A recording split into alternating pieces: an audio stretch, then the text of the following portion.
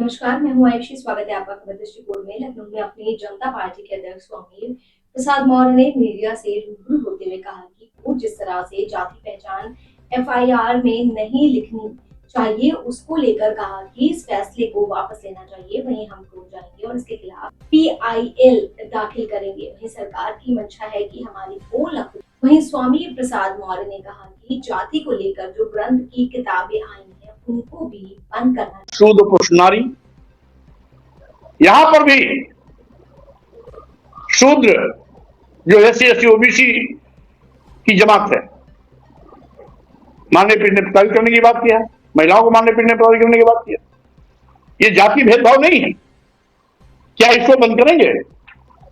वहीं पर एक और ग्लोरिफिकेशन का शापत ताड़क परुष कहता पूजे विप्र, कहां सब संता, यानी वो मारने पीटने वाला हो, प्रताड़ित करने वाला हो, उदंड हो, कुछ भी हो, लेकिन अगर विप्र है तो उसका सम्मान करो। क्या ये विप्र का ग्लोरिफिकेशन नहीं है? अगर है तो क्या इस पर माननीय मुख्यमंत्री जी प्रतिबंध लगाएंगे? इसी के साथ ही साथ, क्योंकि ये विशेष रूप से पिछड़े वर्गों की वो जातियां जो जातवार जनगणना की मांग करती हैं, अपने सम्मान स्वाभिमान समाज में जागरूकता पैदा करने के लिए, शिक्षा के प्रति सावधान करने के लिए, साथ ही साथ समग्र विकास के रास्ते पर आगे बढ़ने के लिए प्रेरित करने वाली जातीय सभाओं पर रोक स्वाभाविक रूप से असंवैधानिक है, अन्यायपूर्ण है और दो चार दलित आदिवासी पिछड़े समाज के नौजवानों की हत्या आम बात हो गई। बड़े पैमाने पर बहन बेटियां बलात्कार की शिकार बनाई जाती हैं। आखिर SC ST OBC ही के लोग क्यों काटे मारे जाते हैं? बहन बेटियां बलात्कार शिकार क्यों बनाई जाती हैं? क्योंकि वो हर प्रकार से कमजोर है। तो क्या ये कमजोर जातियां न्याय के खिलाफ आवाज नहीं उठा पाएंगी? ये कमजोर जातियां अपने जातीय संगठन के माध्यम से आवाज उठाती हैं। पॉलिटिकल पार्टियां कमजोरों की बात नहीं सुनती, हर मौके पर राजनीतिक पार्टियां नहीं पहुंच पाती, और जिस समाज का किसी राजनीतिक पार्टी से कोई लगाव नहीं होता है, सामाजिक संगठन ही उनके सम्मान स्वाभिमान की लड़ाई लड़ने के लिए आगे आता है। तो स्वाभाविक रूप से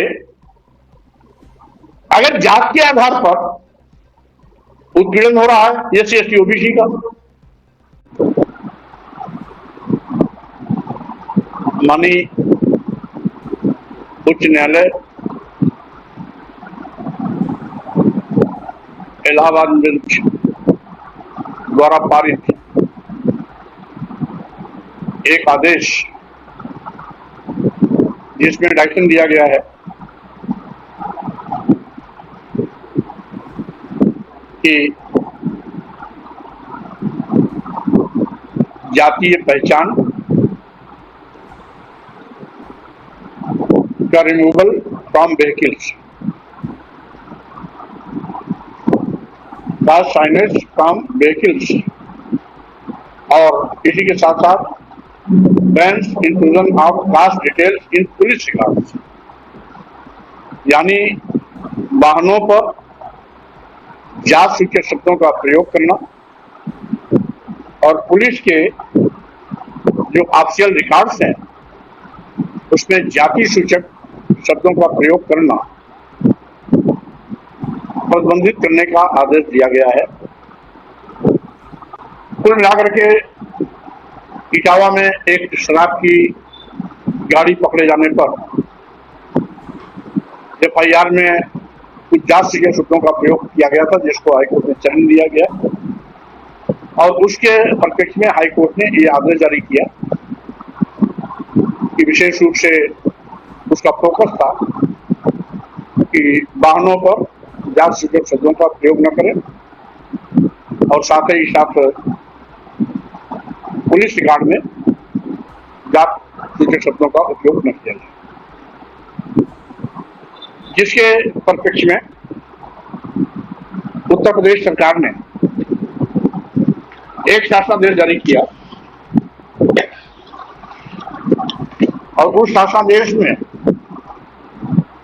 उसने एक बिंदु ये भी ले लिया है कि राजनीतिक उद्देश्यों से आयोजित जाति आधारित रैलियां आदि समाज में जातीय संघर्ष को बढ़ावा देती हैं, जो लोक व्यवस्था एवं राष्ट्रीय एकता के विपरीत है। इस पर उत्तर प्रदेश राज्य में पूर्ण प्रतिबंध रहेगा। उत्तर प्रदेश सरकार ने अपने शासनादेश में जो इस बात को इंगित किया है, स्वाभाविक रूप से ये माननीय हाई कोर्ट के आदेश के परे भी है। और दूसरी चीज, उत्तर प्रदेश सरकार का शासनादेश संख्या 371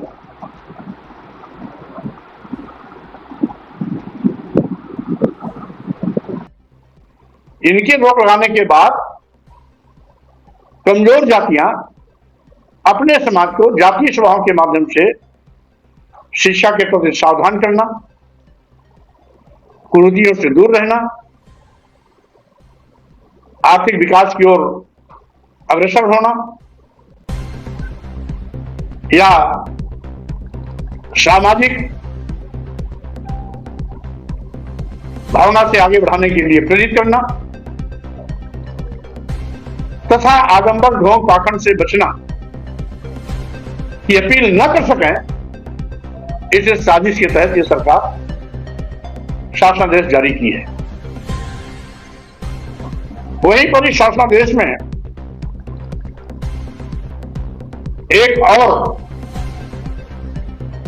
शब्द का प्रयोग किया गया है, जिसमें स्पष्ट इस बात का उल्लेख किया गया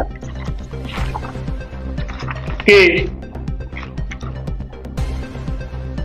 सोशल मीडिया पर किसी जात को महिमा मंडित करने तथा किसी जात की निंदा करने वाली सोशल मीडिया संदेशों पर कड़ी निगरानी रखी जाए। यानी इसके माध्यम से कुल मिलाकर के जो सोशल मीडिया पर आज नौजवान तेजी के साथ आगे बढ़ रहा है, अपनी अभिव्यक्ति कर रहा है, यह अभिव्यक्ति पर चोट है जो भारतीय संविधान के अंतर्गत विचारों की अभिव्यक्ति का एक फंडामेंटल राइट है, ये उस पर चोट है।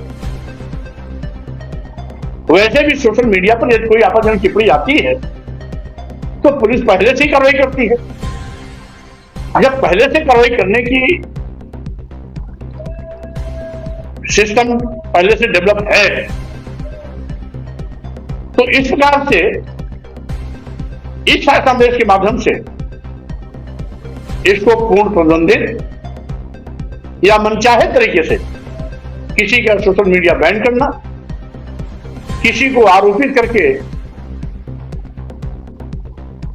उसकी फॉलोइंग को कम करना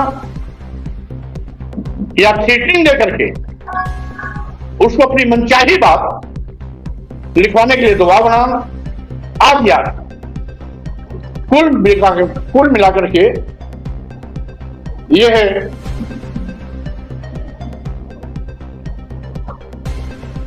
दबाव बनाने की एक नीति है।